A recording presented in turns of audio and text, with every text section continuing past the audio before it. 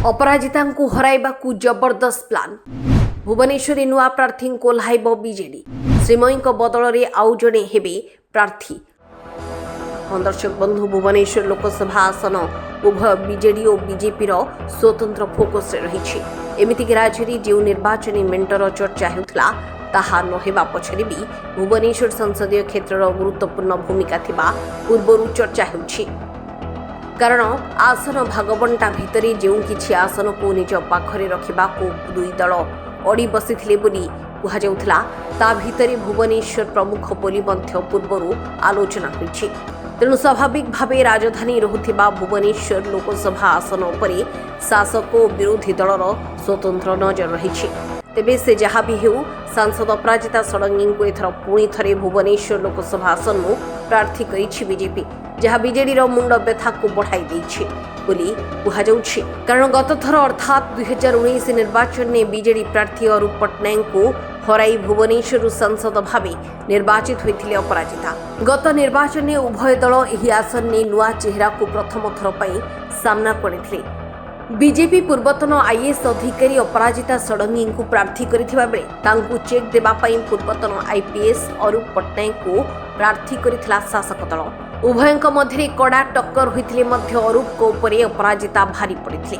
BJD प्रार्थी अरूप पट्टनायक को 23,840 vote व्यवधान में परास्त करथिले अपराजिता।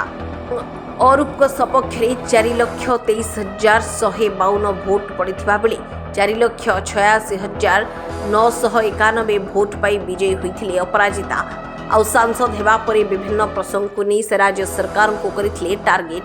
तेबे अपराजिता को काउंटर करने ओटीडीसी पूर्वतन अध्यक्षा श्रीमयी मिश्र को सामना करथिला बीजेडी। निकट अतीत श्रीमयी अनेक थर अपराजिता शाणित आक्रमणर कड़ा जवाब देथिबा देखा मिली। तेणु एथर अपराजिता को टक्कर देवाई श्रीमयी मिश्र को बीजेडी भुवनेश्वर सांसद प्रार्थी करिवो बोली जोरदार चर्चा होता। हेले किंतु ए चर्चा को पछरे पकाई देछि कांग्रेस विधायक सुरेश राउतराय बयान। तेबे जदियो जटणी विधायक सुरेश राउतराय एक भी कहिसंती कि जदि तांको पुओ कांग्रेस छिड़ा न होई अन्य केउ दलरु छिड़ा होंती तेबे से कदापि समर्थन करिवे नाही। किंतु अन्यपटे एक भी चर्चा हेउछि जदि बीजेडी मनमोहन राउतराय को भुवनेश्वर सांसद प्रार्थी करे तेबे अनेक कांग्रेस भोट तांको सपक्षे जीवो, जहाँकि बीजेडी को फायदा देबा सह मनमोहन को जिताइबारे सहायक होई पारे।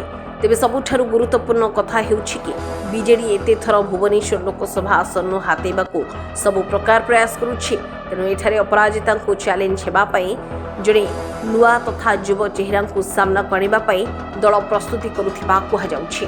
हेले एबे किंतु ए चर्चा को पछरे पकाई देछि कांग्रेस विधायक सुरेश राउतराय बयान।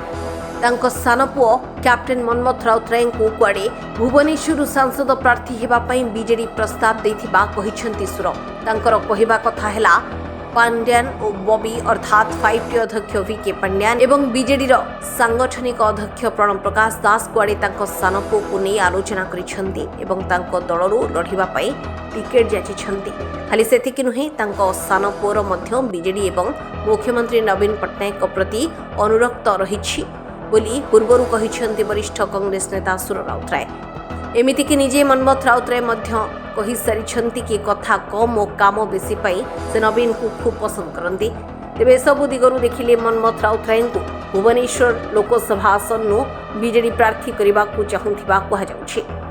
जदि एक कथा सत हुए ताले एयर इंडिया पायलट चाकरी इस्तफा दे राजनीति में जोग देथिबा कैप्टेन मनमोहन राउतराय को हुएत बीजेडी टिकेट दे पारे एवं अपराजिता को चेक देबा पई तांको भुवनेश्वर आसन सांसद प्रार्थी भावे मैदान को लाई पारे।